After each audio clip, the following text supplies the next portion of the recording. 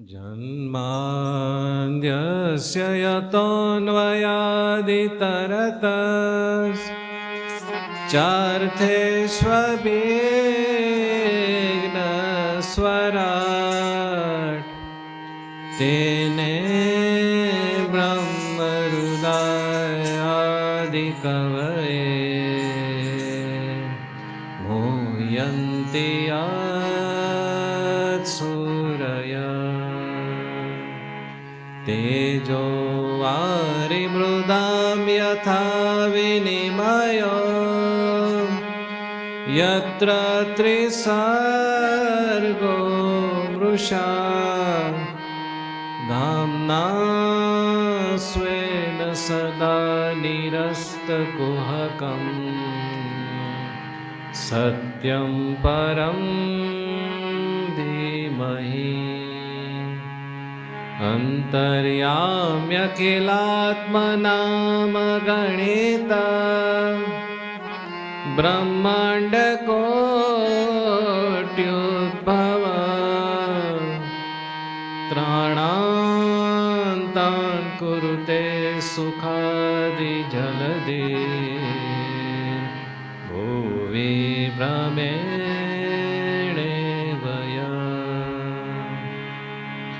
माया पुरुषकालपद्मजमुखा नस्योद्गावो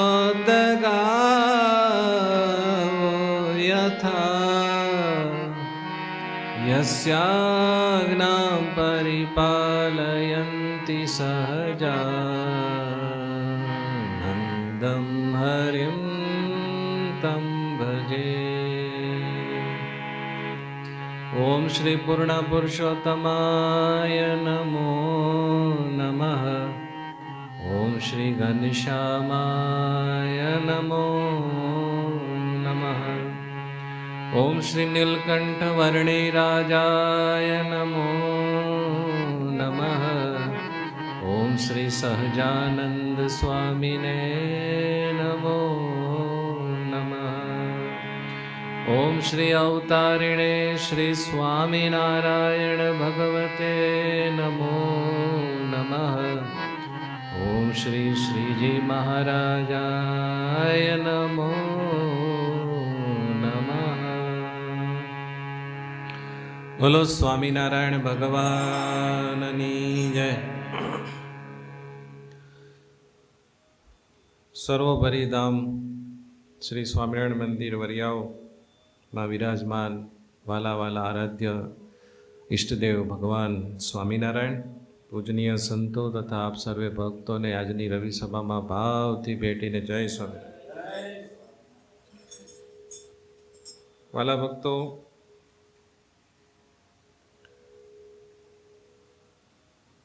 બહુ ભાગ્યશાળી હોય ને એને સત્સંગમાં રુચિ જાગે છે.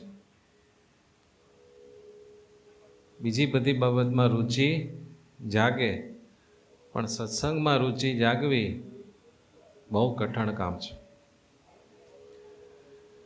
ભગવાનની જે જીવ ઉપર દયા થાય ને એને ધીરે ધીરે સત્સંગ ગમે, અને જે જીવને કાંઈક એવું થઈ જાય ને ભગવાનનો કોપ થાય ને એને ધીરે ધીરે સત્સંગ ગમતો બંધ થઈ જાય.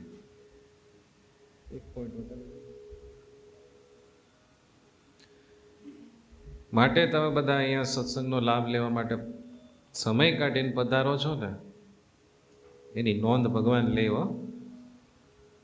સમય છે ને, સમય એ આપણી જિંદગીનો ટુકડો છે. દિલીપભાઈ, શું છે? જિંદગીનો ટુકડો. તમે એ સમય સત્સંગ માટે એટલે કે ભગવાન માટે જ્યારે વાપરો ને ત્યારે ભગવાનને એમ થાય કે આણે એની જિંદગીનો ટુકડો મારા માટે વાપરો. સમજાણો? અને જો આપણે બીજે બધે વાપરીએ ને તો ભગવાનને એમ થાય કે આ જીવ મારા માટે એની જિંદગી વાપરતો નથી. પણ તકલીફ કેવી છે ખબર છે પરેશભાઈ? ઘણી વખત જે આપણને સાચું લાગતું હોય ને અને જે આપણા માટે સારું હોય, એટલે કે જે સારું હોય ને સાચું હોય એ આપણને ગમતું ન હોય, અને જે આપણને ગમતું હોય ને એ આપણા માટે સારું ન હોય અને સાચું ન હોય. બને કે નહીં એવું? બને હો. આપણે જોઈએ ને, આપણને 2 ગ્લાસમાં પાણી આપવામાં આવે, એક સાકર નાખેલું શરબત હોય, લીંબુ પાણી. બરાબરનો આપણે તડકો વેઠીને આવ્યો હોય ને કોઈ આપણને લીંબુ પાણી આપે અને એની સાથે લીમડાનું પાણી હોય, 2 ઠંડુ હોય. સમજાણું? 2 ઠંડુ હોય, 2નો કલર સરસ હોય. ઓલામાં વરિયાળીને લઈને લીલું દેખાતું હોય અને આ લીમડાના પાનને લઈને લીલું દેખાતું હોય, પણ એક મીઠું છે ને એક કડવું છે. તો કયું પીવું ગમે આપણને? સાકરવાળું પાણી. લીમડાવાળું પાણી ભાવે નહીં. પણ લીમડાનું પાણી પીએ તો રોગ જાય, ખરેખર શરીરમાં ઠંડક થાય, રોગ પ્રતિકારક શક્તિ વધે, આપણી પાચન શક્તિમાં નબળાઈ હોય તો સતેજ થાય. અને શુગરને તો વ્હાઇટ પોઈઝન કહેવાય છે. જેટલી શુગર શરીરમાં જાય એ ડાયાબિટીસ કરે, બ્લડ પ્રેશર વધારે, કોલેસ્ટ્રોલ વધારે, ચરબી વધારે, કેટલી પ્રકારના નુકસાન હોય. પણ કોઈ આપણને એમ કહે કે ભાઈ તમે જે લેવું હોય લ્યો, તો આપણે લઈ કહીએ સાકરનું પાણી. પછી અત્યારે લગ્નની સિઝન ચાલે છે તો તમે બધી જગ્યાએ જમવા જાઓ તો બધા સારા સારા ભોજન હોય, પિઝા ને પાણીપુરી, બધા નામે નથી આવડતા મને, પણ સમજો ને બધી ભાત ભાતની ચાઇનીઝ ડીશ ને, કોરિયન ડીશ ને, જાપાનની ડીશ ને, બધા જુદી જુદી પ્રકારની ડીશો, એ બધું હોય. અને શાક રોટલી, રોટલા ને દહીં, ઘી ગોળ ને દહીં, ઘી ગોળ ને રોટલા ને એવું બધું હોય. તો આપણે કઈ પસંદગી કરીએ? આ બધું ચટાકેદાર હોય ને એ આપણે પહેલું પસંદ કરીએ. પણ ખરેખર શરીર માટે કયું સારું? સાદું ભોજન. અમે એકવાર તોરી ગામ ગયેલા. તોરીની ખોડી ગામમાં બધા શેલડિયા અને વેકરિયા બધા છે ત્યાં. તો ખોડી ગામમાં ગયા ને તો મંદિરમાં બધા મોટી ઉંમરના ભાભા આવે, બધા સ્વસ્થ. એક દિવસ મેં સભામાં પૂછ્યું બધા કે આમાં ડાયાબિટીસ કોને કોને છે? કોઈ હાથ ઊંચો ન કર્યો. પછી મેં કીધું આમાં બ્લડ પ્રેશર કોઈને ખરું? કોઈ હાથ ઊંચો ન કર્યો. કોઈને કોલેસ્ટ્રોલ કર્યું? કોઈ હાથ ઊંચો ન કર્યો. અને ખરેખર એ ગામમાં બધા મોટી ઉંમરના છે ને 5-5, 6-6 લાડવા ખાઈ જાય. અને અમે ત્યારે ત્યાં આઈસ્ક્રીમનો ઉત્સવ કરાવ્યો હતો, એક ભાઈ યજમાન હતા તો બધા કિલો આઈસ્ક્રીમ ખાઈ ગયા. પછી મને થયું કે આ એટલું બધું સ્વાસ્થ્ય સારું કેમ? એમાં એક 96 વર્ષના બાબા હતા, નામ ભૂલી ગયો, નાનજીભાઈ કે લાલજીભાઈ એવું કંઈક નામ હતું, વેકરિયા. બહુ મોટી ઉંમરના દાદા, બધી રીતે સ્વસ્થ, ચાલીને ઠેઠ વાડીએ વયા જાય એવા સ્વસ્થ.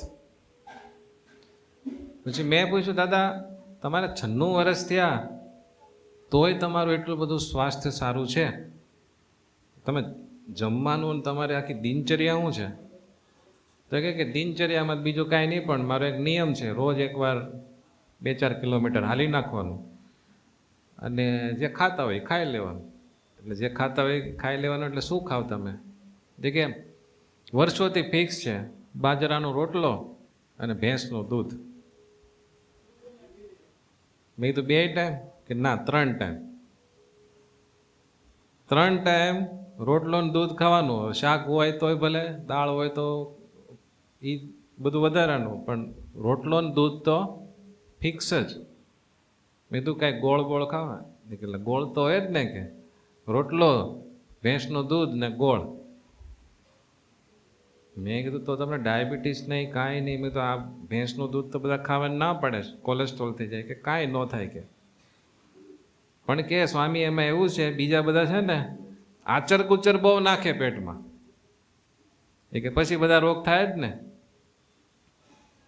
તો જો સાદું ભોજન છે એ આપણને ગમે નહીં, પણ સ્વાસ્થ્ય માટે સારું. લીમડાનું પાણી આપણને ગમે નહીં, પણ સ્વાસ્થ્ય માટે સારું.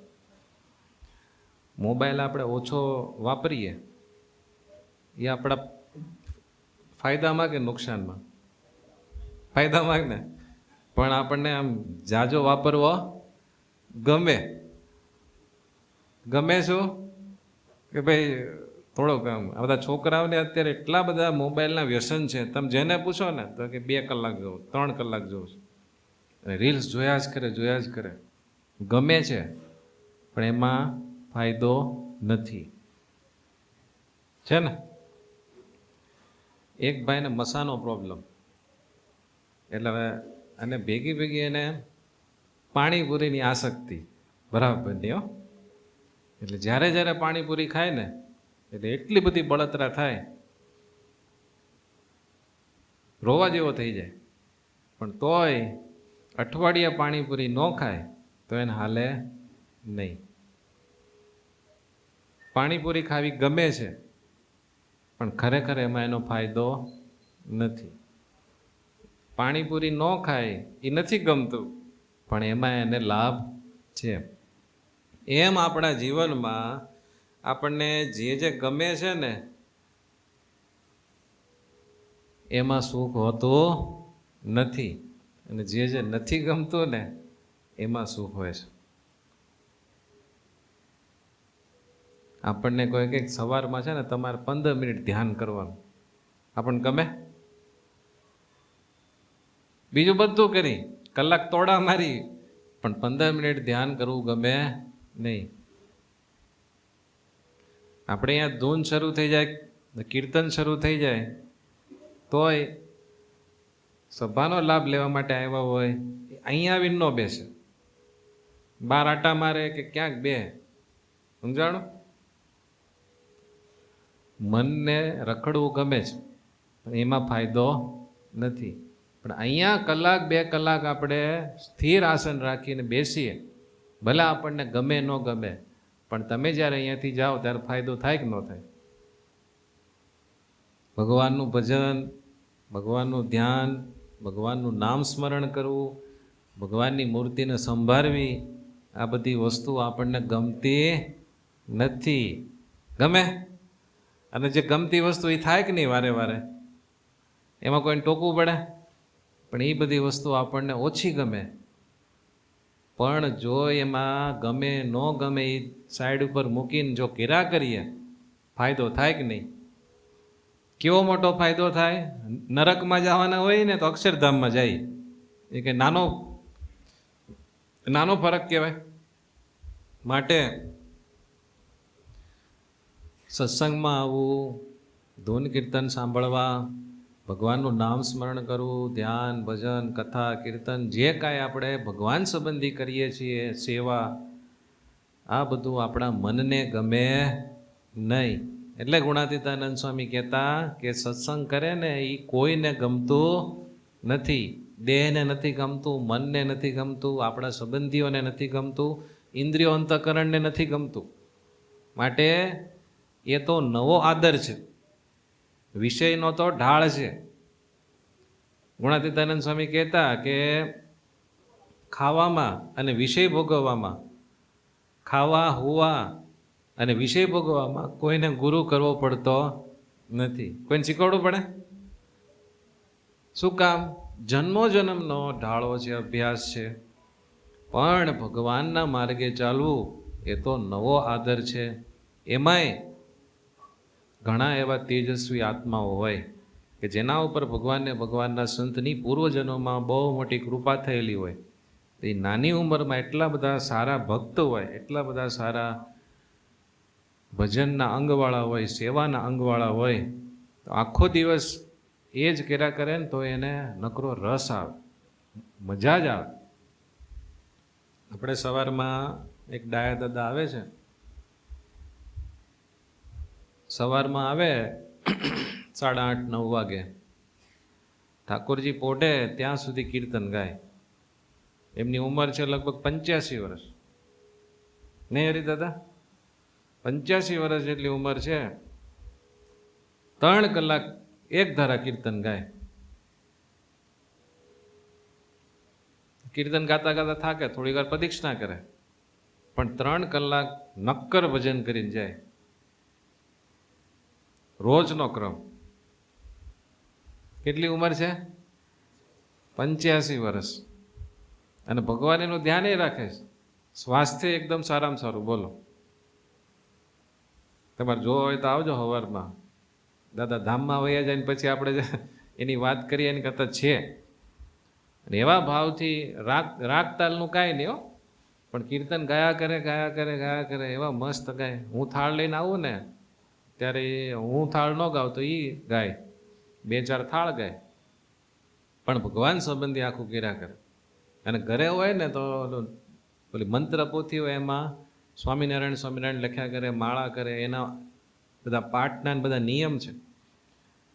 85 વર્ષની ઉંમરે એની જિંદગીનો સમય એકદમ કરકસર કરીને વાપરે.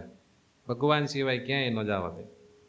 અમારા હરિદાદા છે એ આખો દિવસ એને સેવાનું અંગ છે, અને કીર્તને ગાય, સવારથી સાંજ સુધી સેવા કરે, થાકે નહીં. બધું ઝીણું મોટું બધું કર્યા જ કરે. મને કહેતા હતા કે હમણાં 2-4 જગ્યાએ લગ્નમાં જવાનું હતું ને બધું જવા દીધું. કે ક્યાં સુધી પછી ખેંચવાનું? બહુ સારું કર્યું. એ બધું ખૂટે. અને અત્યારના જમાનામાં કેવું થઈ ગયું છે, બધા જોવાની આ મોજ મજા કરે, અને જેટલા વ્યવહાર સાચવવાના હોય ને એમાં બધા ડોહા ડોહીને મોકલી દે. એટલે ડોહા ડોહીને ખરેખર મંદિરમાં રહીને ભજન કરવાનું હોય ને એને બદલે બધાના લગ્નમાં જઈને એને બધું સાચવવાનું વ્યવહાર. સમજાણું? કરવું પડે તો કરાય, પણ થોડોક વિવેક રાખીને આગુ પાછું કરીને સેટિંગ કરીને સત્સંગ ભજન કરી લેવાય. આ શરીરનો કાંઈ ભરોસો નથી. કાંઈ નક્કી ખરું? આ તન પાણીનો પરપોટો ક્યારે ફૂટે હું ખબર? હે પ્રાણિયા ભજી લેને કીર્તાર, સ્વપ્ના જેવો આ સંસાર. કેવો છે? સ્વપ્ના જેવો. કાંઈ ખબર ન પડે ને ઢપ દઈને પૂરું થઈ જાય. મેન્યુફેક્ચર ડેટ આપણી બધાની છે, પણ એક્સપાયરી ડેટ કોઈની છે નહીં. એટલે જેટલો સમય આપણે કાઢી શકીએ ભગવાન માટે, જેટલો આપણે ભગવાનનું સ્મરણ ભજન કરી શકીએ એટલું કરી લેવાય. એમાં ક્યારેય ગાફલાઈ રખાય નહીં. એક બહુ સરસ અને સમજવા જેવી વાત છે. કાલ હું એક પુસ્તક વાંચતો હતો ને એમાં બહુ સરસ વાત આવી કે આ જે આખું જગત છે ને એ ભગવાને બહુ જ વિચિત્ર બનાવ્યું છે. કેવું ખબર છે? માણસ ગમે એટલો દુઃખી થાય ને, ગમે એટલો દુઃખી થાય, બીજાને દુઃખી જોવે તો પણ એને સંસારની આસક્તિ છૂટતી નથી. ભાગવતની ટીકામાં મારે વાંચવામાં આવ્યું, આ દુનિયામાં માણસ પોતે દુઃખી થાય, બીજાને દુઃખી જોવે તો પણ એને સંસારની આસક્તિ મળતી નથી. રોજ નવી નવી જાગે, મળતી નથી. આપણા ગ્રંથોમાં કીધું છે દુઃખ છે ને એ એક શિક્ષક છે. શિક્ષકનું કામ શું હોય? શિખામણ આપવી, શીખવાડવું. દુઃખ આપણને ઘણું બધું શીખવાડે છે. સમજાણું? અને જ્યારે જીવનમાં દુઃખ આવે ને ત્યારે લગભગ આપણને બધાને એવું લાગે કે આ મારા જીવનનો સૌથી ખરાબમાં ખરાબ સમય ચાલે છે. એવું થાય ને આપણને? એવું જ થાય. પણ જ્યારે આપણા જીવનમાં દુઃખ આવતું હોય ને, દુઃખના દિવસો ચાલતા હોય, આર્થિક રીતે કાંઈક આપણને મુશ્કેલી આવી, સામાજિક રીતે આવી, કૌટુંબિક રીતે આવી, ઘરમાં કાંઈક કંકાસ થયો, આપણને જેનો બહુ વિશ્વાસ હોય ને એ લોકોએ આપણો વિશ્વાસઘાત કર્યો, આપણે જેના પ્રત્યે બહુ લાગણી હોય એ લોકો આપણી પ્રત્યે કોઈ લાગણી દેખાડે નહીં, આપણે જેને બહુ આદરથી માનતા હોય એ આપણી ગેરહાજરીમાં આપણું વાંકું બોલે, આપણી વિશે નેગેટિવ બોલે, આ બધું દુઃખ કહેવાય ને. આપણને ગમે નહીં, આપણને દુઃખ લાગે. આવો જ્યારે દુઃખનો સમય ચાલતો હોય ત્યારે આપણને હંમેશા એવું થાય છે કે મારા કપરા દિવસો ચાલે છે, અત્યારે મૂડ નથી. પણ આપણા સદગ્રંથોમાં એવું કીધું છે, આપણને કોઈને ગળે ન ઉતરે એવું, કે જ્યારે દુઃખનો સમય ચાલતો હોય ને ત્યારે જીવ સૌથી વધારે ભગવાનની નજીક હોય છે. એક ભગવાનનો ભગત હતો, બહુ ભગવાનને માનતો, હાલતા ચાલતા ખાતા પીતા ભગવાનનું સ્મરણ કર્યા કરે અને ભગવાનથી ડરી ડરીને જીવન જીવે. જેને ભગવાનનો ડર ન હોય ને એ ભગવાનનો ભગત ન કહેવાય. બોલો તો, જેને ભગવાનનો ડર ન હોય એને ભગવાનનો ભગત સમજાય છે ને. ઘણા ભગવાનના ભગત હોય પણ પાછા ભગવાનથી ન બીતા હોય, એવું ન હોય. જેને જેનું બળ એને એનો ભય. તમે જેના બળે જીવતા હો ને એનો ડર તમને લાગે. તમે જો રૂપિયાના બળે જીવતા હો ને તો રૂપિયા આઘા પાછા ન થાય ને એની બહુ બીક લાગે. સમજાણું? તમે કોઈ વ્યક્તિના બળે જીવતા હોય તો એ વ્યક્તિ નારાજ ન થાય ને એનો તમને બહુ ભય લાગે. તમે તમારા કુટુંબના બળે જીવતા હો ને તો તમારું કુટુંબ તમારી પ્રત્યે નારાજગી વ્યક્ત કરે ને તમને બહુ ડર લાગે. એમ જો આપણને ભગવાનનું બળ હોય જીવનમાં તો ભગવાનને ન ગમે એવું થાય ને એની આપણને બહુ બીક લાગે. બોલો, ભગત ભગવાનથી ડરી ડરીને જીવતો અને હંમેશા ભગવાનનું ભજન કરતો, અને એનો પૂરો પાક્કો વિશ્વાસ કે હું જ્યારે મુશ્કેલીમાં હોઉં ને ત્યારે મારા ભગવાન મારી રક્ષા કરે ને કરે છે. એક દિવસ એ દરિયા કિનારે ચાલવા ગયો તો વાદળિયું વાતાવરણ હતું, એટલે જરાય તડકો નહોતો. તો જ્યારે જ્યારે એ ભક્ત ચાલતો ને ત્યારે એને એવું પાક્કું હતું કે ભગવાન મારી સાથે ને સાથે છે. તો એ જ્યારે ચાલે ત્યારે પગલાં પડે ને સમુદ્રની રેતીમાં ત્યારે 4 પગલાં પડે. એટલે ઓલા ભગતને એમ થાય કે નહીં, બરાબર છે, ભગવાન મારી સાથે છે. જો ને હું ચાલું છું એની ભેગા ભેગા પગલાં પડે છે, એટલે કે ભગવાન મારી સાથે છે. એમાં બરોબર તડકો પડ્યો એકદમ, અને ત્યાં છે ને તાપ બહુ એકદમ તીવ્ર પડતો હતો. એટલે 5-10 મિનિટ થઈ ને ત્યાં તો સમુદ્ર કિનારાની રેતી ધગવા માંડી. બહુ જ ટેમ્પરેચર વધી ગયું અને રેતી એકદમ ગરમ થઈ ગઈ. એટલે બધા ઓલા શેલ્ટરમાં જવા માંડ્યા કે ભાઈ આ તો બહુ તાપ પડવા માંડ્યો, હાલો એક ઝૂંપડી જેવું એમાં વૈયા જાય.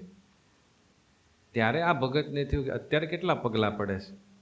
પછી જોયું ને તો 2 જ પગલાં પડતા હતા. એટલે એને થયું કે આ છાંયડો હતો ને બધું સારું હતું, સરસ ઠંડો પવન આવતો હતો ને એવું બધું હતું, ત્યારે ભગવાન હારે રહ્યા. અને તડકો પડ્યો અને મારા પગ બળવા માંડ્યા અને એવું બધું થયું, ત્યારે ભગવાન વયા ગયા. આ તો ભગવાને બરોબર ન કર્યું. અને એ ભગત થોડોક રીસાણો કે ભગવાન આ તમે કેમ આમ કર્યું. પછી ભગવાને બહુ પ્રાર્થના કરી અને રોવા માંડ્યો. પ્રેમી ભગત હતો, બહુ રોયો કે ભગવાન તમે આવું કરો, આખો દિવસ તમારું ભજન કરું, તમારા માટે જીવું, તોય તમે આવું કરો. પછી ભગવાન રાજી થયા અને પ્રગટ થઈને કીધું કે ગાંડા, એટલું મારું ભજન કરે છે, પણ સંતોનો સમાગમ કરીને કંઈક સમજણ તો શીખ. તો કે કેમ? કે હું તારાથી ક્યાં દૂર થયો હતો, પણ ઓલા પગલા પેલા 4 દેખાતા હતા એટલે તમે મારી હારે હતા, અને પછી 2 જ દેખાતા હતા. તો કે મૂરખ, બહુ તડકો પડ્યો એટલે તારા પગ ન બળે, એટલે મેં તને દિવ્ય રૂપે તેડી લીધો હતો, એટલે એ મારા પગલા હતા, તારા નહોતા. તને સંતો વાત નથી કરતા કે જ્યારે ભગવાનનો ભગત સુખમાં હોય ને ત્યારે ભગવાન દૂર ઊભા રહે અને જોયા કરે કે મારો ભગત અત્યારે 4 બાજુથી સુખી છે, કાંઈ વાંધો નહીં, એને કાંઈ તકલીફ તો નથી ને, એમ તને સુખી થવા દે, જાણો. અને જ્યારે તને દુઃખ પડે ને ત્યારે હું તને તેડી લઉં છું. હવે તમે વિચારો, આપણા જીવનમાં કંઈ દુઃખ આવે એ ખરેખર સારું કહેવાય કે બહુ જ ખરાબ કહેવાય? કુંતાજી દુઃખ માગ કે લીનો, એહી ભક્ત કી રીતિ વે. આવે છે ને, કુંતાજીએ દુઃખ માગીને લીધું હતું. આપણે માગવાની જરૂર નથી, પણ ભગવાનની ઈચ્છાથી આપણા પ્રારબ્ધને વશ થઈને કાંઈ દુઃખ આવે ને તો મૂંઝાઈને ભગવાન અરે માથાકૂટ કરવી નહીં, એવું માનવું કે આમાં કંઈક સારું હશે. જ્યારે મહાભારતનું યુદ્ધ થયું અને પાંડવો વિજયી થયા, બધા કૌરવોનો નાશ કર્યો અને પાછું હસ્તિનાપુર પોતાના કબજે લીધું, અને શ્રી કૃષ્ણ ભગવાન આખા યુદ્ધ દરમિયાન પાંડવોની સાથે હતા અને દ્વારકામાં જઈ નહોતા શક્યા. એટલે પછી બધું જ્યારે સેટિંગ થઈ રહ્યું ને ત્યારે પછી શ્રી કૃષ્ણજીએ કીધું કે હવે કુંતા માતા, હવે તમે કહો તો હવે હું જાઉં, દ્વારિકાપુરીમાં બધા મારી રાહ જોવે છે. ત્યારે બધા પાંડવો અને કુંતા માતા ગળગળા થઈ ગયા કે હે કેશવ, અમારા જ્યારે કપરા દિવસો હતા ત્યારે તમે સાથે રહીને સર્વ પ્રકારે અમારી રક્ષા કરી, એટલે તમે ન જાઓ એવી અમારી ઈચ્છા છે, પણ હવે તમને રોકી રાખવા એ પણ યોગ્ય નથી. એ વખતે કુંતાજી એવું કીધું કે શ્રી કૃષ્ણ ભગવાન, તમે એક વર આપતા જાઓ. ત્યારે શ્રી કૃષ્ણ ભગવાન કે હવે તો જે તમારે જોતું હતું બધું થઈ ગયું, હવે મારી પાસે માગવાની શું જરૂર કે નહીં, તમે મારા પુત્ર સમાન છો અને ભગવાન છો, મારી એક ઈચ્છા પૂરી કરો. તો કે બોલો ને. તો કે મારા જીવનમાં કાંઈક ને કાંઈક થોડું ઘણું દુઃખ રાખજો. તો કે કેમ? કે જ્યારે અમે સુખ સમૃદ્ધિમાં હતા ત્યારે તો આ બધા ભાઈઓએ ભેગા થઈને જુગાર રમ્યો અને પોતાની પત્નીને હારી ગયા, અને પછી જ્યારે દુઃખના દિવસો શરૂ થયા, ઇન્દ્રપ્રસ્થ વયું ગયું, બધી સમૃદ્ધિ વહી ગઈ, અને જંગલમાં જ્યારે અમારે ભટકવાનું થયું, દુઃખના દિવસો શરૂ થયા, ત્યારથી તમે અમારી સાથે હતા, હમણાં સુધી તમે સાથે ને સાથે રહ્યા અને બધી રીતે અમારી રક્ષા કરી, અને હવે પાછા સુખના દિવસો ચાલુ થયા એટલે વળી પાછી આવી નવી ભૂલ ન થાય એટલે થોડુંક દુઃખ રાખજો, એટલે તમને યાદ અમે કર્યા કરી. બોલો. એટલે કુંતાજી દુઃખ માગ કે લીનો, એહી ભક્ત કી રીતિ વે. આપણે ભગવાનને એમ ન કહો દુઃખ આપજો દુઃખ આપજો, એ લેવલ તો હજી બહુ દૂરની વાત છે, પણ ભગવાનને એવું કહો ભગવાન તમે જ્યારે જે પરિસ્થિતિમાં રાખો ને એમાં તમારી ઈચ્છા માનીને અમે સુખેથી રહી શકીએ ને એવી સમજણ આપજો. કેમ? જે ભગવાનને કોઈ દિવસ ભૂલ થાય ખરી? ભગવાનનો ડેટાબેઝ હોય બધાના કર્મનો. એ કોકના કર્મ કોકના ખાતામાં જાય ખરા? તો આપણે જે કંઈ દુઃખ ભોગવતા હોય એ કોના ખાતાનું હોય? કોકના ખાતા. ખરેખર કોનું હોય? આપણા જ કરેલા આપણે ભોગવવાના હોય છે. પણ આપણે ભગવાનના ભક્ત થયા હોઈએ, ભગવાનના શરણાગત હોઈએ, ભગવાનની આજ્ઞા પાળતા હોઈએ, સત્સંગ કરતા હોઈએ, ભગવાનને પોતાના ઈષ્ટદેવ માનીને એની બીક રાખીને જીવતા હોઈએ ને, તો ભગવાન એટલું કન્સેશન આપે. સોળીનું દુઃખ હોય તો કાઢે, મટાડે. ભગવાન સ્વામિનારાયણે પ્રથમના 70માં વચનામૃતમાં કીધું કે સત્સંગ કરે એને એટલો તો ફાયદો થાય છે કે સોળી જેવું દુઃખ હોય એ કાંટે કરીને મટે. પણ કોઈ એમ માને કે હું સત્સંગ કરું તો મારી પાસે એટલું ધન આવે, હું સત્સંગ કરું તો મારે આ જે દુઃખ છે એ દુઃખ ટળી જાય. તો ભગવાન કહે સત્સંગ એના માટે નથી. સત્સંગ એના માટે નથી. ઓલા હિત પ્રેમાનંદજી નથી આવતા, એટલે પીળા કપડાવાળા, બહુ એના નામ સ્મરણ ઉપર બહુ સારા પ્રવચનો હોય છે. એમની એક ક્લિપ મેં સાંભળેલી, બહુ સરસ. એક ભાઈએ છે ને એમ પૂછ્યું કે શિવજી છે એ તો આમ એકદમ વૈરાગી છે, પોતાની પાસે કોઈ એવી સમૃદ્ધિ નથી રાખતા, તો કે હું શિવજીનો ભગત છું તો શિવજીનું ભજન કરું તો શિવજી મને સમૃદ્ધિ આપે? એટલે હિત પ્રેમાનંદજીએ બહુ દાંત કાઢ્યા કે શિવજી કાંઈ નથી રાખતા ને, અને એકદમ વૈરાગી વેશ ધારણ કરીને પોતાના સુખમાં સુખી થઈને ત્યાં હિમાલયમાં તપ કરે છે, એટલે જ એમને કોઈ રાજી કરે ને એને એ સમૃદ્ધિવાન બનાવે છે. એ કે રાવણ શિવજીનો ભગત હતો અને શિવજીને પ્રસન્ન કર્યા તો શિવજીએ એની લંકા સોનાની કરી હતી. કે એવા મોટા મોટા જેટલા રાક્ષસો થયા એ બધા સમૃદ્ધિવાન થયા હતા, એ બધા શિવજીના ભક્ત હતા. કે તમે શિવજીની ભક્તિ કરો તો એ તો દેવાના જ છે, પણ કે તમારે બહુ એણે ચોખ્ખી વાત કરી કે શિવજી પાસેથી તમને આ બધું મળશે, પણ કે જો તમે શ્રી કૃષ્ણ ભગવાનનું ભજન કરશો તો એ જ પ્રમાણે તમને મળે કે ન મળે નક્કી નહીં, કેમ કે એ દેવા માટે નથી બેઠા. ખ્યાલ આવ્યો તમને? એ તો જો તમારું એમાં હિત હશે તો આપશે, નહીતર ન પણ આપે. સમજાણું ને? એકવાર મેં દાખલો દીધો તો ફરી વખત આપો, કારણ કે આ પ્રશ્ન ઘણી વખત થાય. આપણે સત્સંગ કરતા હોય ને કંઈક દુઃખ આવે ને એટલે આપણને એમ થાય કે આખી દુનિયા કેવું બધું કરે, જો ને ફાર્મ હાઉસમાં જઈને દારૂ પીવે, વ્યભિચાર કરે, ન કરવાના બધા ધંધા કરે તોય બધા સુખી, અને આપણે અહીંયા કેટલી સેવા કરીએ ને બધું કરીએ, સંતોનો સમાગમ કરીએ, બધું કરીએ, તો એ અહીંયા જ દુઃખ આવવાનું. ભગવાન તો કાંઈક ખબર નહીં, બધું ગંડું રાજ છે ભગવાનનું. એવું થાય ને, ક્યારેક ક્યારેક થઈ જાય, પણ હંમેશા યાદ રાખવાનું, તમારે તાત્કાલિક સુખી થવું હોય ને તો કોક દેવી દેવતાના શરણે વયું જવાનું. પણ એટલું યાદ રાખજો, એમ તમે કરો ને એટલે તમારી પતિવ્રતાની ભક્તિમાં ભંગ પડી જાય. એક ભાઈએ મને કીધું હતું કે મારે તાત્કાલિક આ બધું દુઃખ છે અને રૂપિયાવાળા થવું, તો શું કરું? મેં કીધું જો તમે ભગવાનનું ભજન કરો, માળા કરો, એમાં જેમ તમારું સારું હશે ને એમ ભગવાન તમને દેશે. તમારું બગડે નહીં ને એ રીતે ભગવાન તમને આપશે. કેમ કે સ્વામિનારાયણ ભગવાન તો મોક્ષ આપવા માટે બેઠા છે. તો કે પણ મારે તાત્કાલિક કરવું હોય તો એ બધી અત્યારે જરૂર નથી. તો મેં કીધું તો પછી છે ને કષ્ટભંજન દેવની માનતા કરો અને પાઠ ચાલુ કરી દો, તો કામ થઈ ગયું. સમજાણું તમને? પણ એ છે કેવું ખબર છે?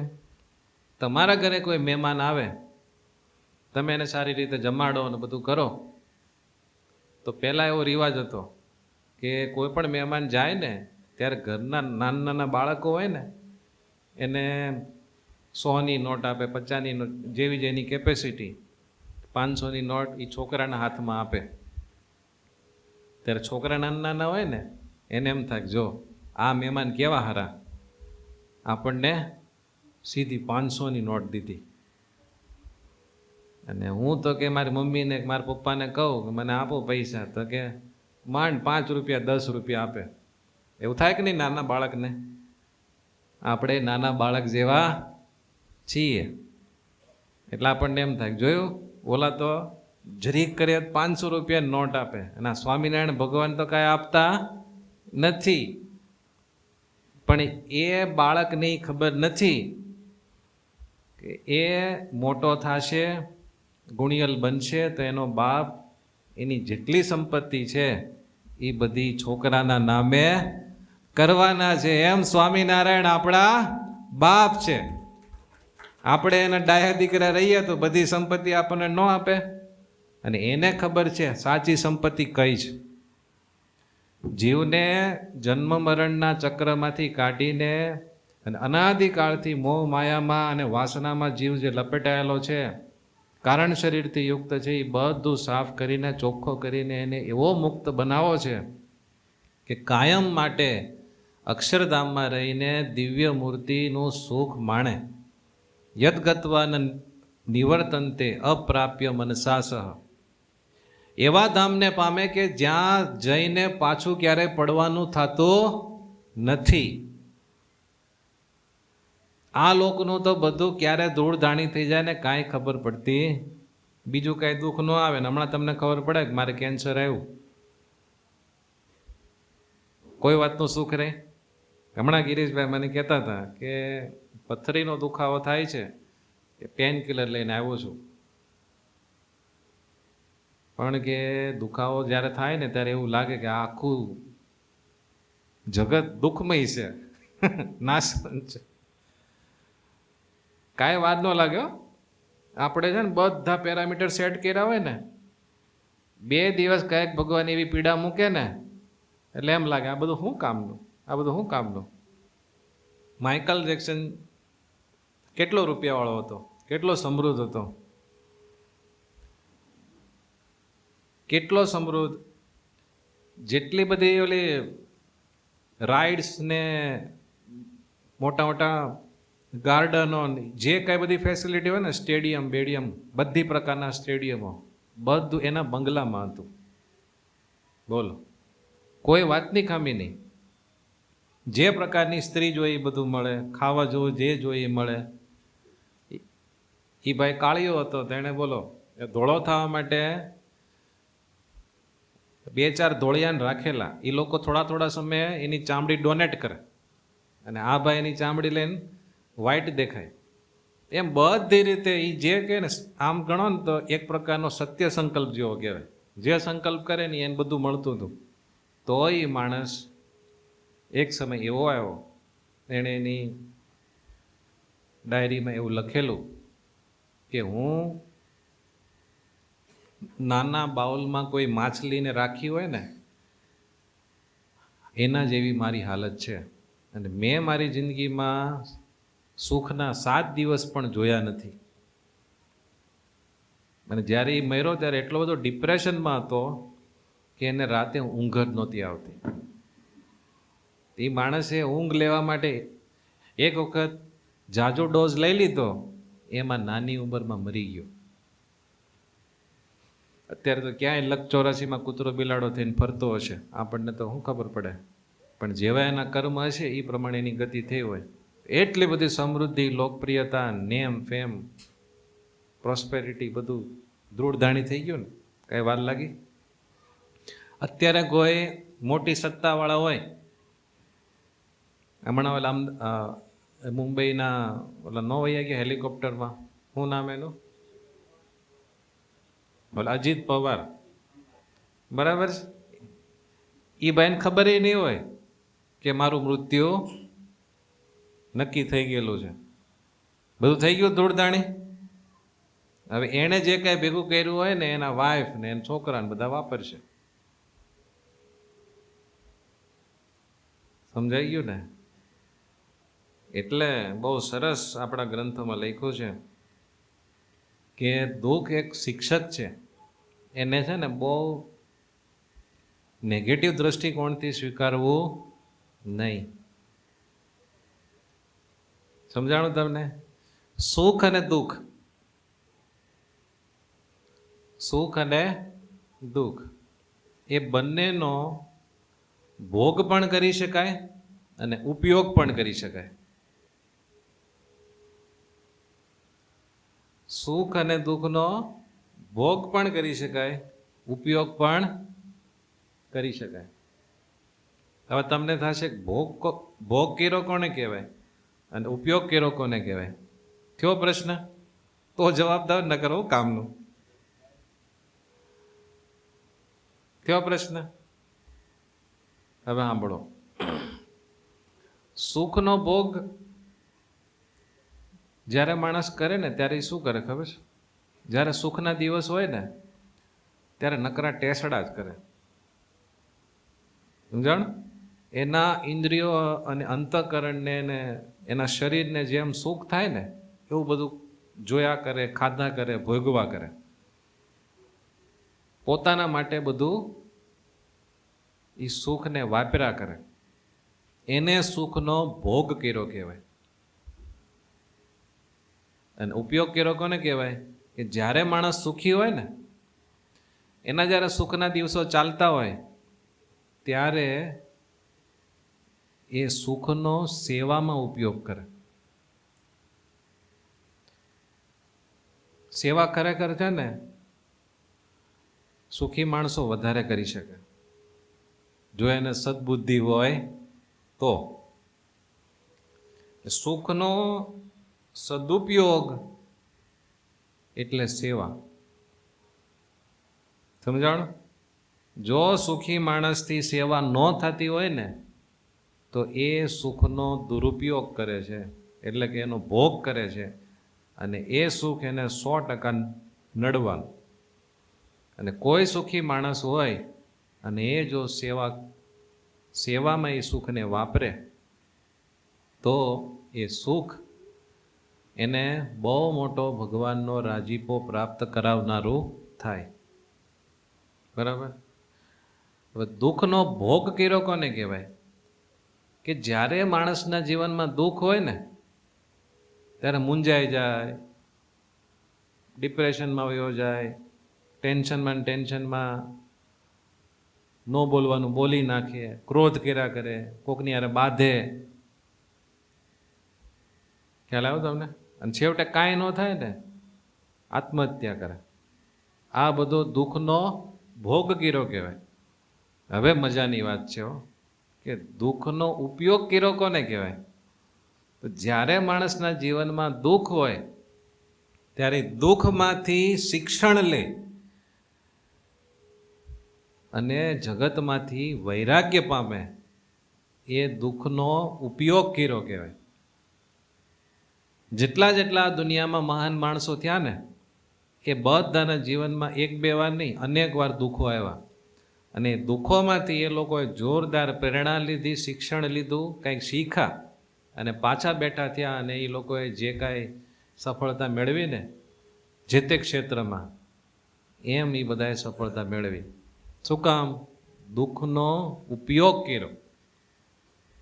આપણે કેવું થાય ખબર? જનરલી સુખ હોય ને સુખનો ભોગ કરી લઈ, પણ સુખના દિવસોમાં એનો સદુપયોગ થતો નથી. સેવા ભજનમાં સુખના દિવસો વાપરી શકાતા નથી. અને જ્યારે દુઃખ આવે ત્યારે એનો ઉપયોગ કરી શકતા નથી, એને ભોગવી જ લઈએ છીએ. સમજાણું? હવે તમે એક વાત સમજો. આજે થોડીક ઊંચી બધી વાત થાય છે પણ તમને કંટાળો નથી ચડતો ને? સુખ અને દુઃખ આમ ફિઝિકલ વસ્તુ છે?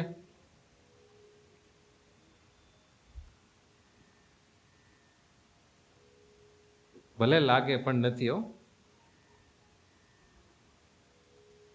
સુખ અને દુઃખ છે ને આપણી માન્યતા ઉપર આધાર રાખે છે. શેના ઉપર? જ્યારે આપણે સુખને કે દુઃખને ભોગવી લઈએ ને ત્યારે આપણે દેહાભિમાની બની જઈએ. દેહાભિમાની એટલે આપણે પોતાને 100% એમ માનીએ કે હું આ શરીર છું. સમજાઈ ગયું તમને? પણ જ્યારે આપણે સુખ કે દુઃખનો ઉપયોગ કરીએ ને ઉપયોગ, ત્યારે આપણને ખબર ન પડે આપણે આ શરીરથી જુદા થવા માંડીએ. સમજાણું? એટલે તમે જુઓ, આપણા શાસ્ત્રોમાં વાત આવે છે દધીચી ઋષિની. સમજાણ? એમને એમના શરીરનું હાડકું આ સૃષ્ટિને બચાવવા માટે ઇન્દ્રને દઈ દીધું અને પોતે પોતાના દેહનો ત્યાગ કર્યો. એને જ કાંઈ દુઃખ નહોતું, એ તો સુખી જ હતા, પણ એ સુખના દિવસમાં એણે આ સેવાનું કામ કરી નાખ્યું. એવા જે મોટા માણસો હોય ને, જે મોટા પુરુષો, એ બધામાં ગુણ હોય.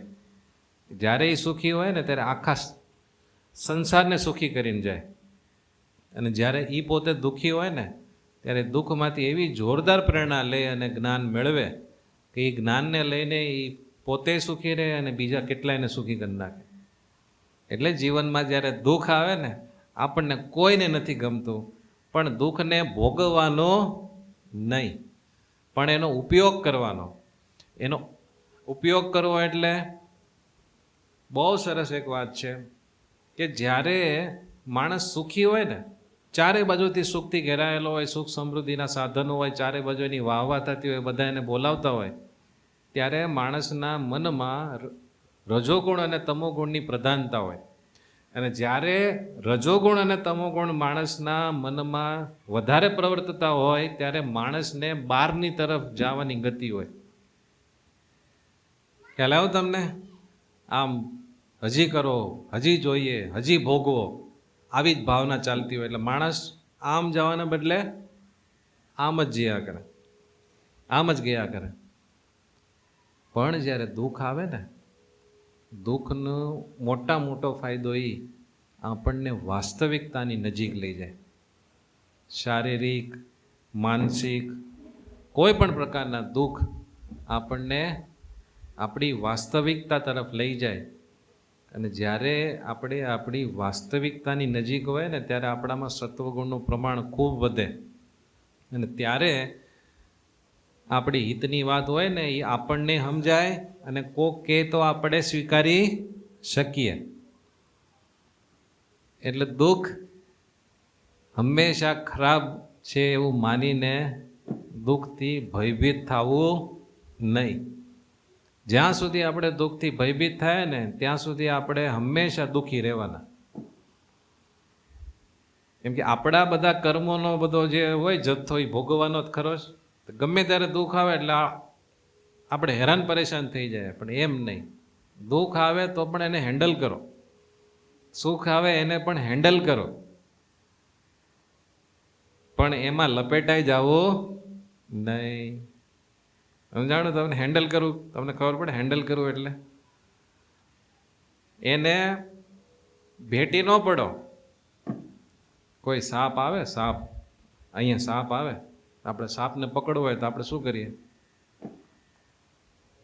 સાણસો લઈએ ને, આમ સાણ સામે એને પકડીએ. પણ આમ સીધો હાથથી પકડવા જઈએ અને જો પકડીએ તો મૂરખ કહેવાય કે નહીં? સુખ અને દુઃખ બંને છે ને સાપ જેવા છે, એને તમારે ગળે લગાડાય નહીં. એને પકડીને જ્યાં મૂકવાના હોય ત્યાં મૂકી દેવાય. એમ જ્યારે જીવનમાં સુખ હોય ત્યારે એનો સેવામાં વિનિયોગ કરવાનો, અને જ્યારે દુઃખ હોય ત્યારે સંસારમાંથી વૈરાગ્ય થાય, આપણને કાંઈક ભગવાન તરફ ગતિ થાય, એમાં એનો સદુપયોગ કરી લેવાનો, પણ ભેટી પડવાનો નહીં, એનાથી જુદા રહેવાનું. તો બહુ મજા આવે. અને બે પ્રકારના માણસો હોય. એક કેવા ખબર છે?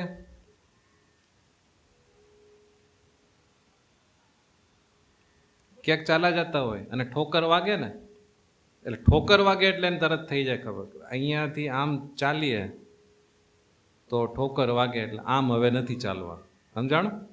ઠોકર વાગે એટલે જાગે. એક એ પ્રકારના પ્રબુદ્ધ માણસો હોય કે એના જીવનમાં જ્યારે કંઈક દુઃખ આવે ને એટલે પછી એમાંથી એનું સંશોધન કરે કે ભાઈ મારા જીવનમાં દુઃખ આવ્યું ને એનું કારણ આ, એટલે હવે આ પ્રકારનું કાંઈ થવા દેવું નથી, તો આ પ્રકારનું દુઃખ હવે મારા જીવનમાં ન આવે. અને બીજો પ્રકાર છે ને એ જ્ઞાની પુરુષોનો છે, શ્રેષ્ઠ જ્ઞાની પુરુષો. એ લોકો શું કરે ખબર છે?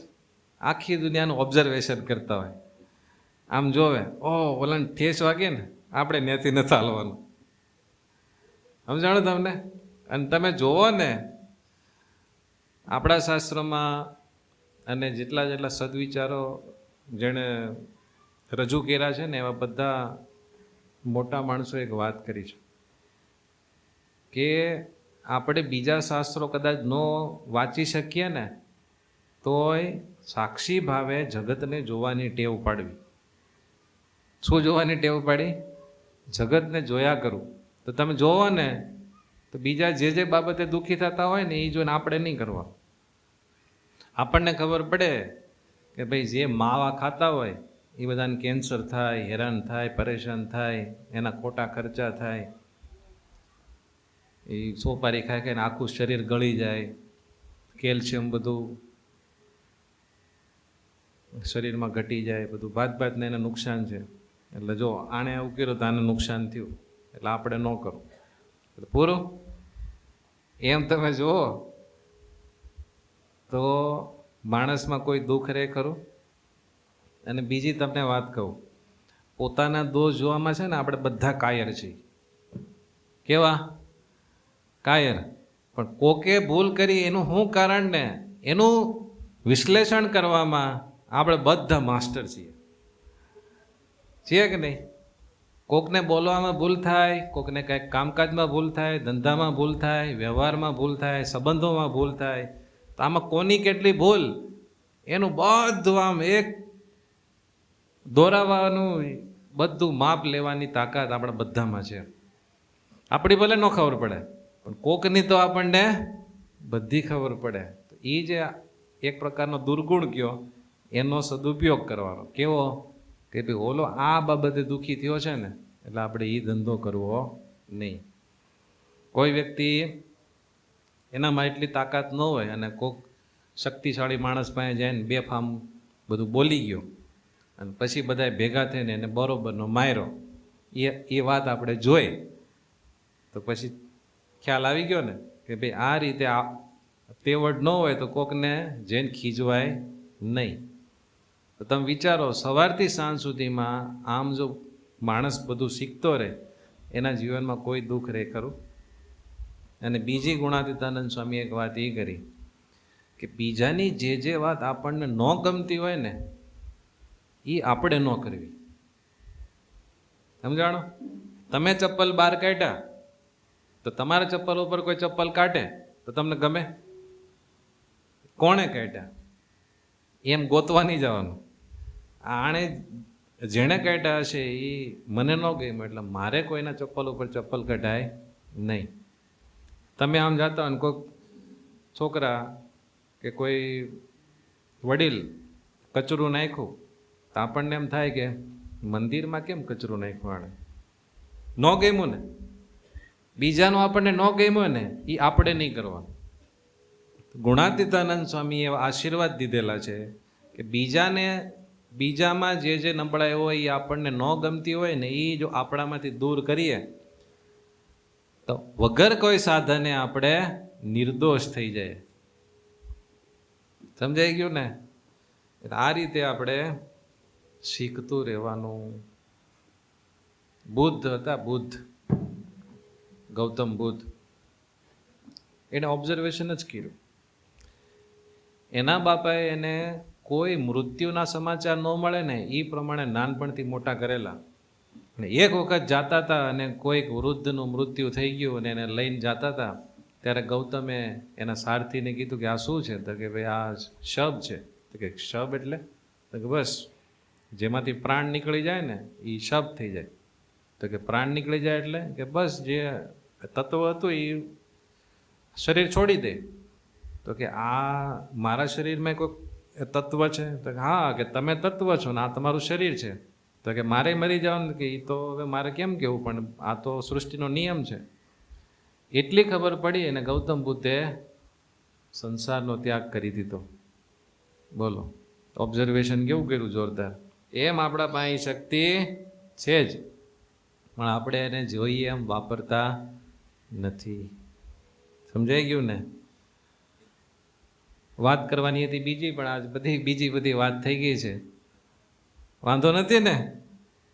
વાંધો હોય તો હવે શું કરી લેશો તમે?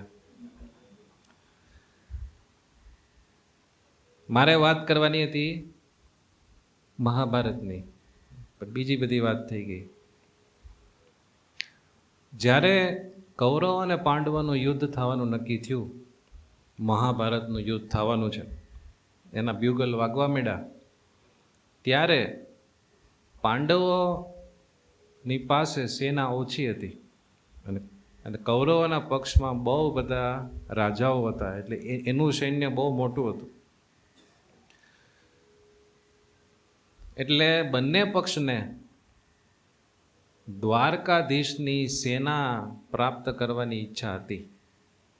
એટલે યુધિષ્ઠિરે અર્જુનને કીધું કે તમે જાઓ અને શ્રી કૃષ્ણ પાસેથી સહાય લઈને આવો. અને આ બાજુ ધૃતરાષ્ટ્રે દુર્યોધનને કીધું કે ભાઈ તું જા અને શ્રી કૃષ્ણની નારાયણી સેના છે ને એ માગીને આવ. બે ગયા, આ પક્ષેથી અર્જુન અને કૌરવના પક્ષેથી દુર્યોધન. દ્વારકાધીશને મળવા માટે ગયા દ્વારકા. બરોબર જ્યારે એ લોકો શ્રી કૃષ્ણના મહેલ પાસે પહોંચ્યા ત્યારે ભગવાન શયન કરતા હતા, પોઢી ગયેલા હતા. એટલે આ બંને કીધું કે વાંધો નહીં, અમે ત્યાં ભગવાનની પાસે બેસશું, જાગે એટલે વાત કરશું. કે વાંધો નહીં, જાઓ. એ વખતે દુર્યોધનને એવું કે મારે છે ને નારાયણી સેના જોઈ છે કોઈ પણ હિસાબે. એટલે ફટાફટ શ્રી કૃષ્ણ પાસે જઈને ભગવાનના માથા પાસે બેસી ગયો, શ્રી કૃષ્ણ ભગવાનના મસ્તક પાસે. એટલે અર્જુનજી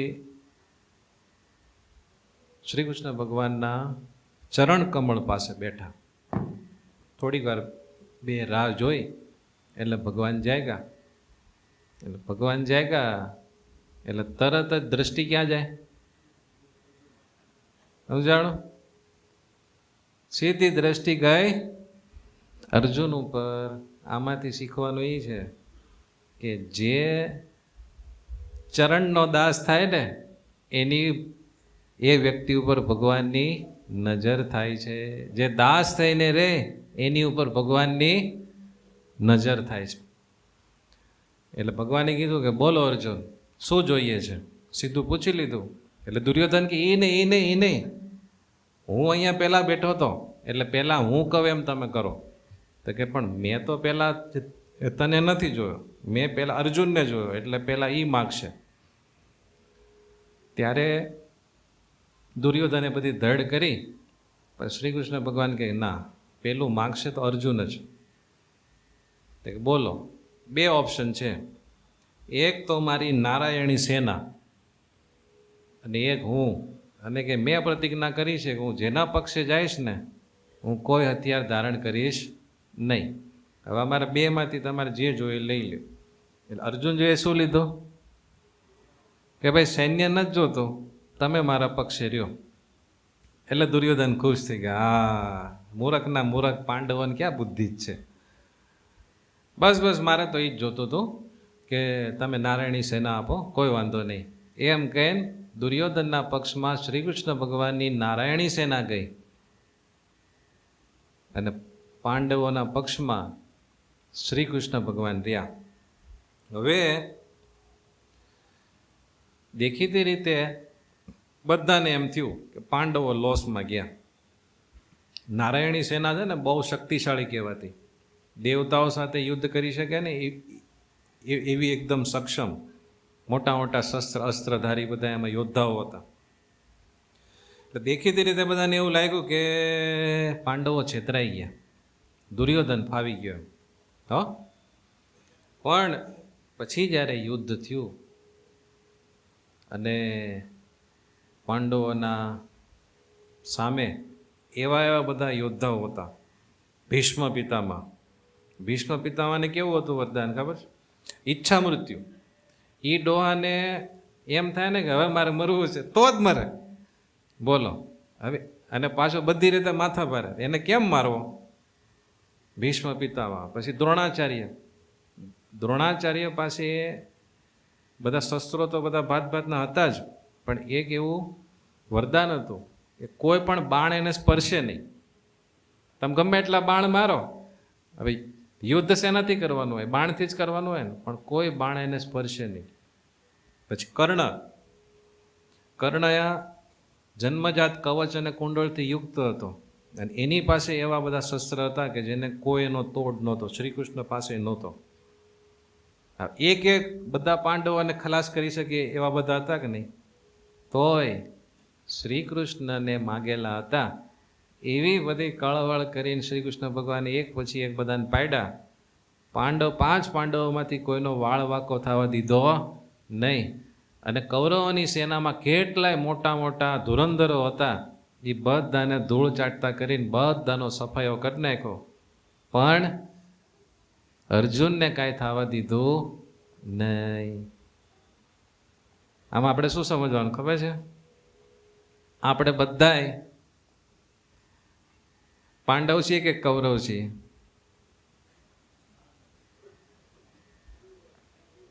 હાલો હાથ કરો ઊંચો. કોને એવું લાગે છે હું પાંડવ છું એમ? આ તો કોને એવું લાગે છે કે ભાઈ આપણે થોડુંક કૌરવ જેવું થઈ જાય છે એમ? બે મત કાંઈ જ નથી થતું.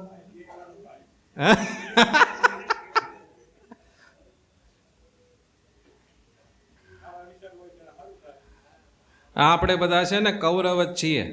શું કામ તમને કહું? હાવ સાચું છે ને, અહીંયા ઉપર હાથ મૂકીને તમે સાંભળજો અને તમે પોતાના માટે જવાબ લેજો પોતા પાસે. ભગવાન આપણને ગાડી, બંગલા, સમૃદ્ધિ, ચારે બાજુથી સુખ સુવિધા અને આમ સમૃદ્ધિથી આપણને અભરે ભરી દે. એ આમ મીઠું લાગે કે ભગવાનમાં પ્રેમ થાય, ભગવાનનું સ્મરણ થવા માંડે, ભગવાનની આજ્ઞા પડવા માંડે, એ આપણને બહુ ગમે. બે માં કયું વધારે ગમે? અને કઈ ભગવાનની કૃપા આપણને મનાય બે માંથી? હે? હા કે ના? કાંઈ બોલતા જ નથી. કથા કરવાની થોડી મજા આવે. ભગવાન આપણને રૂપિયાના ઢગલા કરી દે, આપણે જે જોતું હોય આ લોકનું એ બધું આપણને આમ 5 માગો તો 10 દે, 10 માગો તો 100 આપે, ને 100 આપો તો લાખ આપે, લાખ માગો તો કરોડ આપે, બધી બાબતનો. ત્યારે આપણને એમ થાય હા ભગવાન તમે મારી પર બહુ રાજી, મારી ઉપર ભગવાનની કૃપા છે. કે પછી આપણને થોડો થોડો ભગવાનમાં પ્રેમ વધતો જાય, ભગવાનનું સ્મરણ વધતું જાય, ભગવાનની આજ્ઞા પડવા માંડે, બીજું બધું આપણને ગમતું બંધ થાય અને ભગવાન ગમવા માંડે. એવું બધું થાય ત્યારે આપણને મનાય કે ભગવાન મારી ઉપર બહુ રાજી છે. હે હરી દાદા, આ કોઈ નહીં બોલે, આપણે બોલો.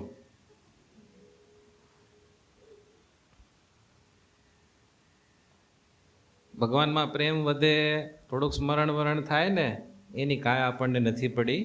આ લોકોનું બધું મળી જાય ને તો ભગવાન તમે અહીંયા રહ્યો શાંતિથી મંદિરમાં, તમારી કાંઈ જરૂર નથી. એમ જ આપણે કહીને ઊભા રહીએ, ભલે ન બોલીએ.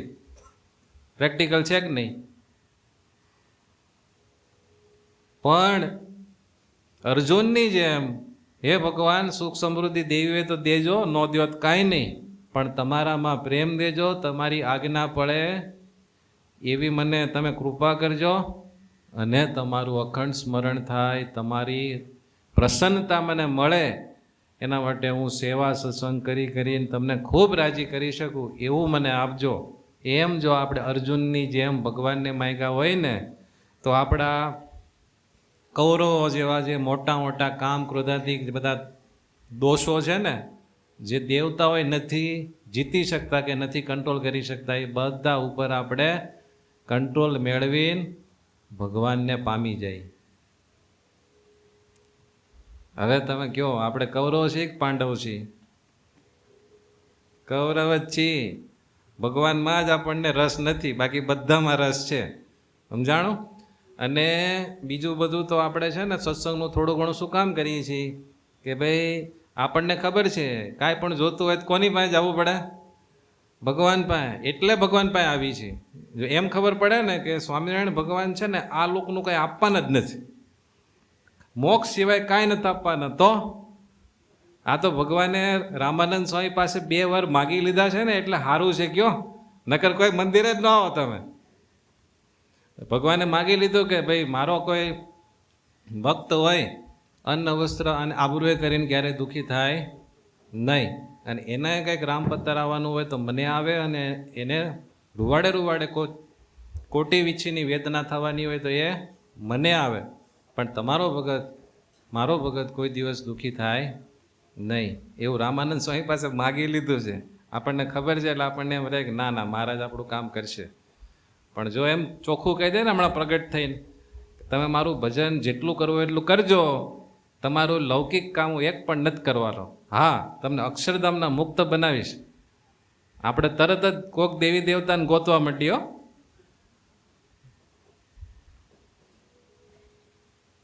થાય કે નહીં એવું? પણ જો એ બધી બાબતમાંથી આપણે બચી ગયા અને ભગવાન સિવાય ક્યાંય આપણું માથું નહીં મુઓ નહીં, ભગવાન સિવાય બીજી કોઈ પસંદગી કરી નહીં, તો એટલું યાદ રાખજો, ભગવાન હથેળીમાં રાખે.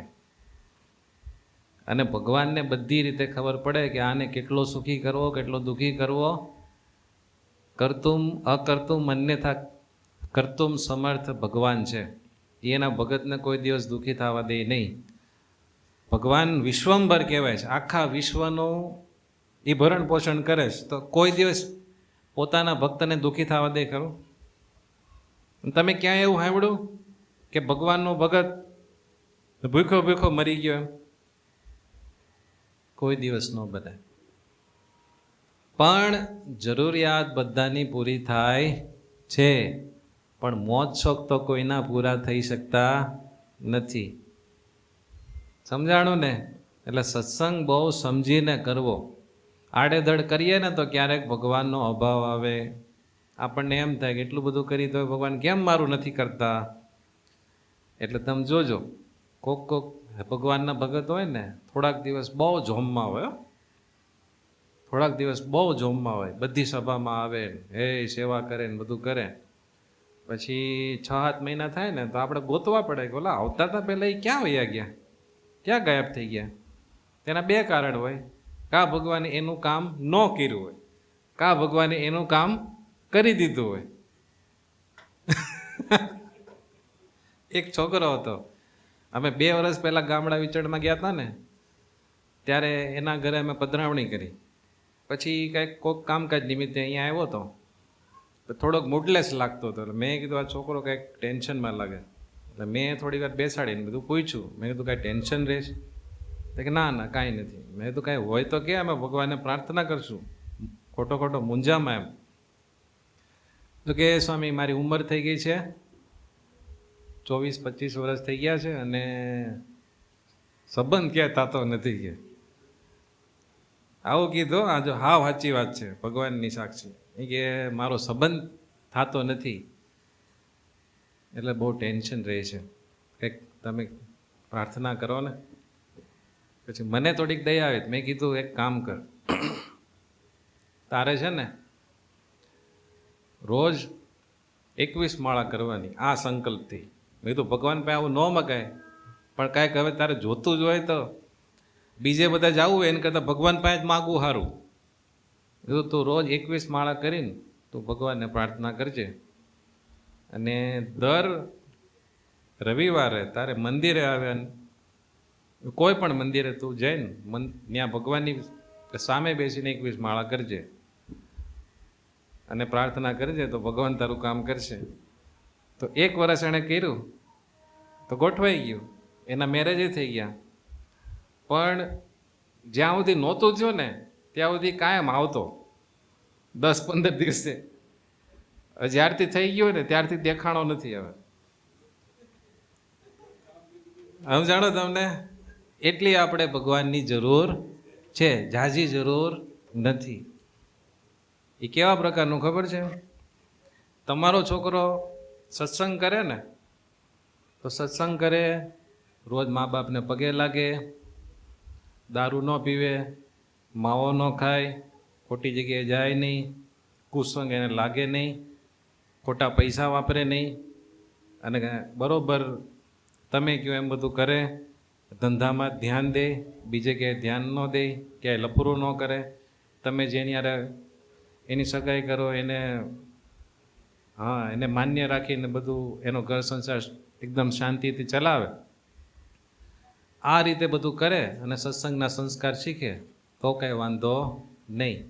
એટલું જ, જો આ માપથી વધારે એને સત્સંગ થાય, એના ધંધા કરતાં સત્સંગમાં થોડો કંઈ સમય વધારે આપવા મળે એટલે તરત જ એને બાપાને એમ થાય કે ના, છોકરો બગડી ગયો, છોકરો બગડી ગયો. અને જો સત્સંગ કરતાં કરતાં એને ભૂલે ચૂકે જો એવું થઈ ગયું કે મારે સાધુ થવું છે, તો એના બાપાનો બાટલો ફાટી જાય. એટલો બધો સત્સંગ ક્યાં કરવાનો હતો? કેટલો કરવાનો હતો? હા, છોકરો કંટ્રોલમાં રહે, આમ બગડી ન જાય, બસ એટલું જ. એમ આપણે ભગવાનની જરૂર કેટલી? આપણું કામ થાય ને સુખ સુવિધા ભગવાન આપી દે, પૂરું. પછી ભગવાન તમે અને અમે એમ કહે જામે નહીં. પ્રેમ કરવો પૂરો કરો. આવો સ્વાર્થીલો પ્રેમ કરીએ તો ભગવાનને ગમે નહીં.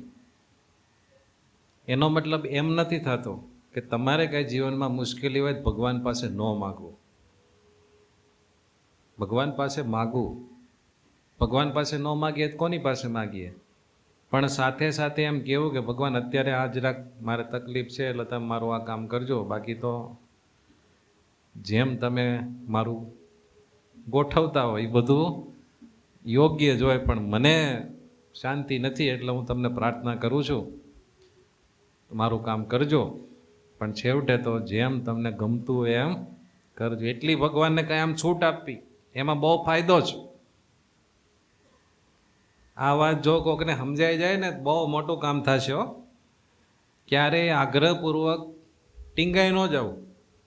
ભગવાનને એટલું કહેવું ભગવાન આ મારો આગ્રહ છે, પણ તેમ છતાંય જેમ તમે કહો એમ. સમજાઈ ગયું? તો આપણે સાચા શરણાગત કહેવાઈએ. જ્યારે મહાભારતનું યુદ્ધ થવાનું હતું ત્યારે અર્જુનજીને શ્રી કૃષ્ણ ભગવાન બે સેનાની વચ્ચે લઈ ગયા. એટલે અર્જુનજીએ જોયું કે મારે કોની સામે લડવાનું છે. તો બધા જોયા, ભીષ્મ પિતામહ, દ્રોણાચાર્ય, કૃપાચાર્ય, બધા એના સગા સંબંધીઓ જ બધા હતા, બધા કાકા બાપાના ભાઈ. એ બધાને જોયા ને એટલે અર્જુનજી ઢીલા પડી ગયા. સિદંતી મમ ગાત્રાણી વેપથુશ્ચ શરીરે મેં રોમ હર્ષશ્ચ જાયતે ગાંડીવમ શ્રંશતે હસ્તાત. આવું બધું કહે છે એમાં કે મને ધ્રુજારી ચડી ગઈ છે, મારા હાથમાં મારું બાણ રહી શકે એમ નથી, મને કંઈક થાય છે. તો બરોબર યુદ્ધના વખતે અર્જુનજી ડિપ્રેશનમાં વહી ગયા. મારે યુદ્ધ નથી કરવું, મારે આ પાપ નથી કરવું, મારા ભાઈઓને મારે નથી મારવા. પછી અર્જુનજી કે શ્રી કૃષ્ણ ભગવાન કે ભાઈ તું અત્યારે ડાઈ વાત ક્યાં કરવા માંડ્યો? એટલું બધું આખું મંડાણ કર્યું ત્યાં સુધી તને નથી ખબર આપણે શું કરવાનું છે એમ? કે ના મારે તો આમ છે ને તેમ છે ને. પછી તમે આખી ગીતા વાંચો ને એમાં અર્જુનજી નકરા પ્રશ્ન જ કર કરે છે અને શ્રી કૃષ્ણ ભગવાન એના જવાબ દે કરે. પછી જ્યારે ભગવાનને એમ થયું કે આ તો માને એમ જ નથી, એમ ભગવાન થાય કાઓ એને સમજાવીને પેલા કર્મયોગ સમજાવો, જ્ઞાનયોગ સમજાવો, એકેમાં બધું સાંભળે પછી છેવટે પાછું એમ કે પણ હું આ નહીં કરું. શ્રી કૃષ્ણ ભગવાન થાકી ગયા. પછી ભગવાનને એમ થયું કે હવે આને કંઈક મારે છે ને ઇન્દ્રિયાતીત વસ્તુ આને મારે બતાવવી પડશે. અને પછી થોડાક ભગવાન ખીજાઈ ગયા અને ભગવાન કહે કે તું કેમ સમજતો નથી? હું જેને મારવાનું કહું છું ને એ બધા તો ઓલરેડી મરી ગયેલા છે. એમ કરીને પછી ભગવાને વિશ્વરૂપ બતાવ્યું. એવું જોરદાર વિશ્વરૂપ બતાવ્યું ને,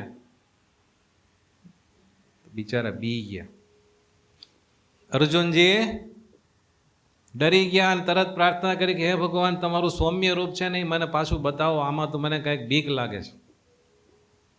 પાછું ભગવાને જેવું તેવું રૂપ કર્યું અને કહો કે હો, તમે તો મારા સખા નથી, તમે સાક્ષાત પુરુષોત્તમ નારાયણ છો. તો ભગવાન કહે કે એટલું જ તને મારે ક્યારનું કહેવું હતું કે તું તારી પપુડી વગાડજો, પણ તારી પપુડી નાની એવી છે, હું તને કવિ કર. પછી જ્યારે બધું એને જ્ઞાન થયું ત્યારે કીધું કે નષ્ટો મોહ સ્મૃતિ લબ્ધા મત ત્વત પ્રસાદાત મયાચ્યુત સ્થિતોસ્મિગત સંદેહ કરીશ્ય વચનમ તવ. હે ભગવાન, હવે બધો મારો મોહ દૂર થયો, હવે મારી બુદ્ધિ સ્થિર થઈ, હવે જેમ તમે કહેશો એમ કરીશ. સમજાઈ ગયો ને? એમ કાંઈક જીવનમાં દુઃખ આવે ને આપણી પપુડી ધીમે ધીમે વગાડવી, પણ છેલ્લે ભગવાનને શું કહેવું? કરીશ્ય વચનમ તવ. હે ભગવાન, જેમ તમારી ઈચ્છા હશે ને એમ હું કરીશ. આ તો મારાથી રહેવાતું નથી, એટલે પ્રાર્થના કરું છું. તો ભગવાન શું કે ખબર છે? સર્વધર્માન પરિત્યજ્ય મામે કમ શરણમ વ્રજ અહમ ત્વા સર્વ પાપેભ્યો મોક્ષિષ્યામિ મા શુચ. ભગવાને એવું કીધું કે હે અર્જુન, તું તારા મનના બધા બીબા મૂકીને હું કહું એમ કર. એ કહું જ કહું તેમ કરો, બીજી સર્વે માથા કુટ પર હરો. આવું કીધું. બીજી બધી લપ તમે મૂકો તો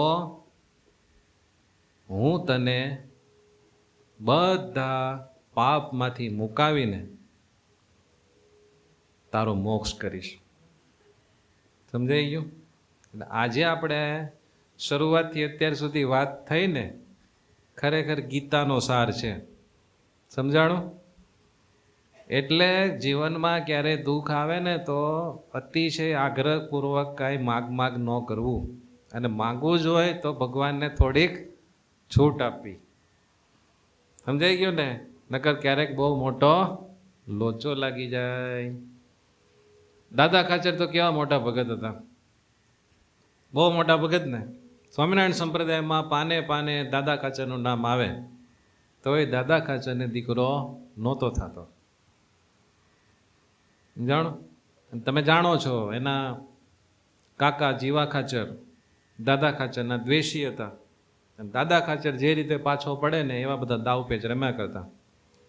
એટલે દાદા ખાચરના મોટા બેન, મોટી બા, લાડુબા, એ બધાને કાયમ એમ થયા કરતું કે દાદાને દીકરો નહીં, આપણા ઘરે 500 પરમહંસ રહે, શ્રીજી મહારાજ રહે, અને દાદાને દીકરો નહીં. અને જીવા ખાચર પાછા શું કહેતા ખબર? દાદાને ક્યાં વંશ છે, દાદો જાય એટલે બધી એની સંપત્તિ આપણી જ છે ને. એટલે મોટી બાજીઓમાંને બહુ ચિંતા થયા કરે. તો અહીંયા સંતો ધામા નાખીને રહે છે, પછી સંતોને આમ થશે ને તેમ થશે ને. એટલે ક્યારેક ક્યારેક ભગવાનને કે ભગવાન, તમે તો સર્વાવતારી અક્ષરધામાધિપતિ પૂર્ણ પુરુષોત્તમ નારાયણ મનુષ્ય રૂપે આ દાદા ખાચરના દરબારમાં તમે રહ્યો છો.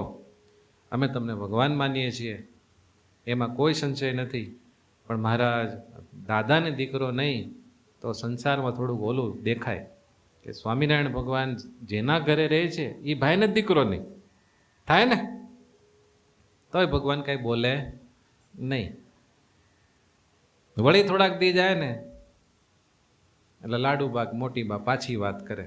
એમ ઘણી બધી વખત થયો ને. એક વખત આગ્રહપૂર્વક પછી કીધું ભગવાનને, હે ભગવાન, અમે કાયમ તમને કહી છે દાદા ખાચરને દીકરો થાય એવું કાંઈક કરો ને. પછી ભગવાન કે હારું. ત્યારે પછી દાદા ખાચરને દીકરો થયો બાવા ખાચર. પછી બાવા ખાચર મોટા થયા નાના હતા ત્યારે બહુ સારા હતા, થોડાક મોટા થયા, થોડાક એ રીતે જુવાનીના જોશમાં હતા અને થોડાક આમ સંત સમાગમમાં રંગાયેલા નહોતા, એટલે સંસ્કાર પછી એ પ્રમાણે આવે. એવું કહેવાય છે, આપણે જૂના સંતો પાસેથી સાંભળ્યું છે કે શ્રીજી મહારાજના પ્રસાદીના વસ્ત્ર હોય ને એ ક્યારેક પહેરી લે. મહારાજના ઘરેણા હોય બધા પ્રસાદીના મોટીબા લાડુબા પાસે હોય એ ક્યારેક પહેરી લે. અને એમ કરતાં કરતાં કરતાં કરતાં એટલું બધો લોચો લાગી ગયો કે બંદૂકથી નિશાન શીખતા હતા.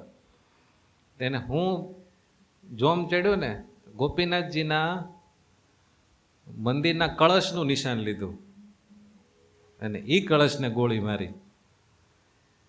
ત્યારે મોટી બા બહુ દુખાઈ ગયા. ત્યારે મહારાજ પ્રગટ હતા ખબર નહીં, પણ ભગવાનને પ્રાર્થના કરીને, એમને તો હાજરા હજુર હતા ભગવાન, બહુ ભગવાનને પ્રાર્થના કરી કે હે ભગવાન દાદા ખાચરને આવો દીકરો કેમ દીધો. ત્યારે શ્રીજી મહારાજ કે અમે દાદા ખાચરના ઘરે સારો ગુણિયલ દીકરો આવે એના માટે ગોતતા હતા સારા જીવને, પણ તમે બહુ તાણ કરી, બહુ આગ્રહ કર્યો, જે હાથમાં આવ્યો એ તમને આપી દીધો. તો મોટી ભાગે કે પણ આ જે બીજો દીકરો છે નમરા ખાચર, એ તો એકદમ સાધુ ગુણે સંપન્ન છે, એ તો હારા મારો છે. તો ભગવાન કે એ મેં ગોતીને મૂકેલો છે. તો કે મને તમે ગોતીને મૂકવા દીધો હોત ને તો હારામાં હારું જ થાત, પણ તમારો આગ્રહ ભેળો એટલે હવે આવું બધું થોડુંક થાય. સમજાઈ ગયું ને? એક દાખલામાંથી બધું સમજી જવાનું. ભગવાન જે કરતા હોય બધું બરાબર જ હોય. અને તમે જોજો તમારા જીવનમાં પણ તમે પાછા વળીને જોશો ને તો જ્યારે જ્યારે આપણને એવું લાગ્યું હોય કે આ બરાબર ન થયું, આ બરાબર ન થયું, 1-2 વર્ષ જાય, ક્યારેક ક્યારેક 2-5 વર્ષ જાય, અને પછી તમે જ્યારે એ બધી પરિસ્થિતિ જોવો ને ત્યારે તમને એમ થાય કે જે ટાણે જે થતું હતું ને એ બરાબર જ હતું. આપણે અમથેમતા ભગવાનને હેરાન કરતા હતા, હે ભગવાન આમ કરું ને તેમ કરો ને. ખ્યાલ આવ્યો ને? એટલે ભગવાનને કેવું કરીશ્ય વચનમ તવ. બોલો તો, કરીશ્ય કરીશ્ય. હા, એના જેવી કોઈ શરણાગતિ નહીં. એટલે ભગવાનને કેવું, ભગવાન અમે તો નાના બાળક જેવા છીએ, જાજુ દુઃખ અમારથી ખમાય નહીં, પણ એટલો વિશ્વાસ છે કે તમારા ભક્તને તમે ક્યારેય દુઃખી થવા દેતા નથી. જે દુઃખે સુખ ઉપજે તે દુઃખ દે છે દયા કરી. ભગવાન એના ભગતને દુઃખ આપે એમાં ખાલી દુઃખ હોતું નથી, એમાં એની પાછળ સુખ સમાયેલું જ હોય છે. અને જે સુખે દુઃખ ઉપજે તે સુખ કેદી ન દે હરી. અને જે સુખમાંથી એના ભગતનું કલ્યાણ બગડે એવું હોય, એને નુકસાન થાય એવું હોય, એવું સુખ ભગવાન ક્યારે આપતા નથી. સમજાઈ ગયું ને? બીજા દેવી દેવતાઓની જેવા આપણા ભગવાન નથી. એનો ક્લાસ થોડોક ઊંચો છે, એની દ્રષ્ટિ ઊંચી છે. એ આપણને આ લોકમાં જ રાખવા માગતા નથી. અક્ષરધામમાં આપણે બહુ લાંબા કાળ સુધી હંમેશા માટે ભગવાનના સુખે સુખિયા થઈએ એવો ભગવાનનો મોટો આશય છે. એને સમજીને હંમેશા બહુ આનંદમાં રહીને ભગવાનનું ભજન કરવું, સેવા કરવી અને ખુશખુશાલ રહેવું. દુઃખ આવે તો દિલગીર ન થવું અને સુખ આવે તો હરખાઈ ન જવું.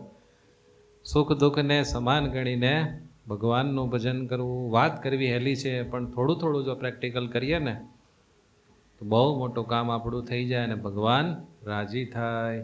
એટલે ભગવાને ભક્ત ચિંતામણીમાં બહુ સરસ વાત કરી છે. એ ગાયને મારી કથાને પૂરી કરીશ. સુખ દુઃખ સર્વે આવે ભેળું, એમાં રાખજો સ્થિર મતિ. જાળવીશ મારા જનને વળી કરીશ જતનયતી. એમ કરતા જો પંડ પડશે તો આગળ સુખ છે અતિ ઘણું, પણ વ્રત નિયમ જો ટાળશો તો ભોગવશો સૌ સહુ તણું. નહીં તો તમે ન ચિંતા એ નહીં તો તમે ન ચિંતરજો, કરવું તમારે કાંઈ નથી. જે મળ્યા છે તમને તે પાર છે અક્ષરથી. એ જે મળ્યા છે તમને તે પાર છે અક્ષરથી. સહજાનંદ સ્વામી મહારાજની જય.